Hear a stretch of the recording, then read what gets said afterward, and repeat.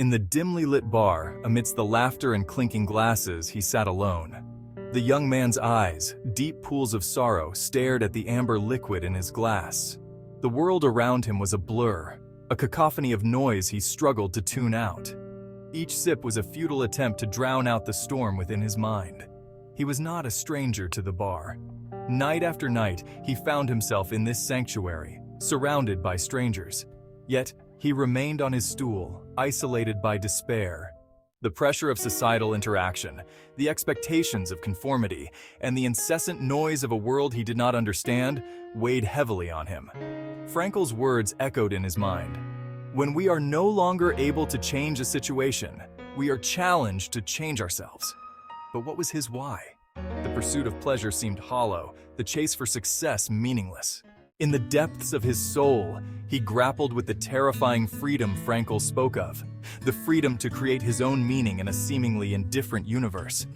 But how could he, when every attempt to define his existence felt like grasping at shadows? Viktor Frankl's voice mingled with Nietzsche's in the young man's consciousness. Frankl, who found meaning amidst the horrors of the Holocaust, believed life's meaning could be discovered even in the most brutal circumstances. When we can't change a situation, Frankl wrote, we are challenged to change ourselves. Yet, the young man felt trapped in a cycle of self-destruction, unable to see beyond his own suffering. He took another sip, the burn of the alcohol a fleeting distraction. Psychoanalysis offered understanding, yet no solace. Freud spoke of the unconscious mind, a reservoir of repressed desires. Perhaps his drinking was to silence these unspoken terrors. Jung's concept of the shadow resonated with him. Was he drinking to avoid facing his shadow, to suppress parts of himself? The young man's thoughts drifted to Camus and the absurdity of life. Camus posited the only serious question was whether to commit suicide. The absurd was born from the human need for meaning and the indifferent universe. Amidst the laughter and music, the young man felt the weight of the absurd. Why continue this struggle? Despite the darkness, there was a flicker of something more profound.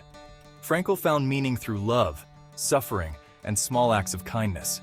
The young man pondered a way out of his despair, beyond alcohol. Perhaps, he thought, meaning lay in simple, quiet moments of connection. He looked around the bar, at the faces of the dancers, at the bartender nodding. In their joy, he saw glimpses of the human spirit's resilience. Maybe, just maybe, there was hope. The young man set down his glass, a seed planted. He would seek help, confront his shadow, and search for his why. As he left the bar, the night air cool against his skin, he felt a tentative sense of purpose. Life's meaning might be elusive, but in seeking it, he found beauty, growth, and redemption.